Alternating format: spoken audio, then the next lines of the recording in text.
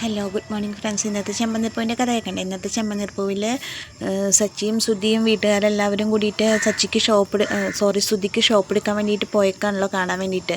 അപ്പോൾ അതിനുള്ളിലുള്ള കാര്യങ്ങളാണല്ലോ ഇന്നലെ നടന്നുകൊണ്ടിരുന്നത്. അപ്പോൾ സുധി പോയിട്ട് അവിടെ കറങ്ങുന്ന കസേരയിരുന്ന് കറങ്ങണു. അത് കണ്ടിട്ട് ചന്ദ്രമതി പറയണു, രവിയേട്ടാ നോക്കിയേ, നമ്മുടെ മോൻ ഇങ്ങനെ ഒരു പൊസിഷനിലെത്താൻ ഞാൻ എത്ര ആഗ്രഹിച്ചിട്ടുണ്ട് എന്നൊക്കെ പറയണു.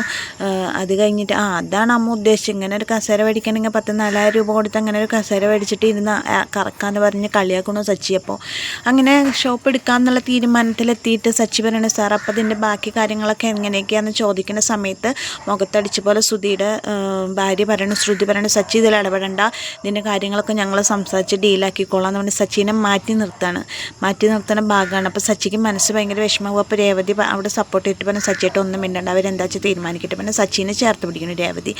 അങ്ങനെ അവർ സംസാരിക്കുന്നു, ഷോപ്പ് എടുക്കാനുള്ള തീരുമാനമാണ്.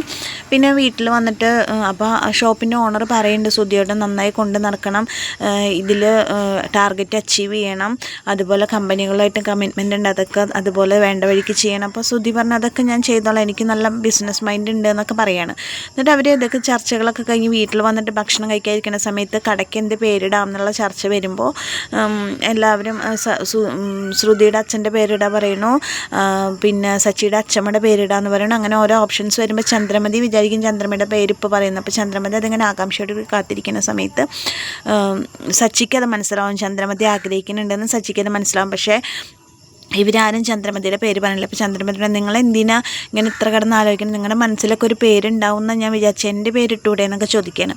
അത് കഴിഞ്ഞിട്ട് അവർ ഭക്ഷണം കഴിച്ച് കഴിഞ്ഞ് റൂമിൽ കയറി പോണ സമയത്ത് ശ്രുതിയും കൂടിയിട്ട് സംസാരിക്കുമ്പോൾ ശ്രുതി പറയണു, അമ്മയുടെ പേരിടാതെ ആൻറ്റിയുടെ പേരിടാതെ നല്ലത് എന്ന് പറയുമ്പോൾ ശ്രുതി എടുത്ത വഴിക്ക് പറഞ്ഞു, എന്തിനാ ശ്രുതി അമ്മയുടെ പേരിടണം, അമ്മയുടെ പേരിട്ട 2 കടയും ഇതായില്ലേ, നിൻ്റെ കട നിനക്ക് ഫ്രാഞ്ചൈസി ആയിട്ട് കൊടുക്കേണ്ടി വന്നില്ലേ, രേവതിയുടെ കട കോർപ്പറേഷൻകാരെടുത്തിട്ട് പോയിട്ടുള്ള രാശിയില്ലാത്ത പേരാണ് അമ്മയുടെ പേര്, അതുകൊണ്ട് അമ്മയുടെ പേരിടണ്ട, എന്ത് വന്നാലും അത് വേണ്ട, നിൻ്റെ അച്ഛൻ്റെ പേരിടാം എന്നൊക്കെ പറയാണ്. അങ്ങനെയൊക്കെ പറയുമ്പോൾ ഇത് മുഴുവൻ കേൾക്കേണ്ട സച്ചി, പുറത്തുനിന്ന് കേൾക്കേണ്ട സച്ചി അവരുടെ സംസാരം മുഴുവൻ റെക്കോർഡ് ചെയ്യേണ്ടത്. സംസാരം കഴിഞ്ഞെങ്കിൽ എനിക്ക് അങ്ങോട്ട് വരാൻ പറ്റുമോ എന്ന് ചോദിക്കുന്നുണ്ടാവാൻ. അപ്പോൾ എന്തിനാണ് നീ ഇങ്ങോട്ട് കയറി വരണമെന്ന് ചോദിക്കുന്നുണ്ട് ശ്രുതിയും കൂടിയിട്ട്. അപ്പോൾ അവർ കയറി വരുന്ന സമയത്ത് സച്ചി പറയണു, നിങ്ങൾ സംസാരിക്കുന്നതൊക്കെ ഞാൻ കേട്ടു, കടയ്ക്ക് അമ്മയുടെ പേര് തന്നെ ഇടണം, എന്ത് വന്നാലും ശരി പറയണം, അത് എൻ്റെ ഇഷ്ടമല്ലേ, നീയാണോ അത് തീരുമാനിക്കണം, എൻ്റെ കട എനിക്ക് ഇഷ്ടമുള്ള പേരിടും എന്നൊക്കെ പറഞ്ഞിട്ട് സുധി സച്ചിയോട് വഴക്കിന് വരുന്ന സമയത്ത് സച്ചി പറയണു, നിങ്ങൾ പറഞ്ഞതെല്ലാം ഞാൻ കേട്ടു, അതെല്ലാം ഞാൻ റെക്കോർഡ് ചെയ്ത് വെച്ചിട്ടുണ്ട് പറഞ്ഞിട്ട് ഇവർ സംസാരിച്ച റെക്കോർഡിങ്സ് മുഴുവൻ കേൾപ്പിക്കണം. അപ്പോൾ ശ്രുതി പറയണു, സച്ചി 2 പേര് സംസാരിക്കുമ്പോൾ അത് റെക്കോർഡ് ചെയ്യാൻ ഒട്ടും ശരിയായ നടപടിയല്ല എന്നൊക്കെ പറയാണ്. ഞാൻ പറയുന്നു, ആ കടയ്ക്ക് നമ്മുടെ അമ്മയുടെ പേര് തന്നെ ഇടുള്ളൂ എന്ന് പറയാണ് സച്ചി അതന്നെ കട്ടായം പറയണേ, നമ്മുടെ കടയ്ക്ക് നമ്മുടെ അമ്മയുടെ പേര് തന്നെ ഇടുള്ളൂ. അപ്പോൾ അതിൽ നിന്ന് സച്ചിക്ക് അമ്മയോടുള്ള സ്നേഹമാണ് നമുക്ക് മനസ്സിലാവുന്നത്. അങ്ങനെയാണ് ഇന്നത്തെ ചെമ്പനീർപ്പൂ കഥ വന്ന് നിൽക്കുന്നത്. അപ്പോൾ നാളത്തെ കഥ ഞാൻ ചുരുക്കിയിട്ടാണ് പറഞ്ഞിട്ടുള്ളൂ. അപ്പോൾ നാളത്തെ കഥ അല്ലാതെ വേറെ കുറേ ടോപ്പിക്സ് ഒന്നും ഇന്നത്തെ ചെമ്പനീർപ്പൂവിലില്ല. അപ്പോൾ നാളത്തെ കഥ നാളെ പറയാം.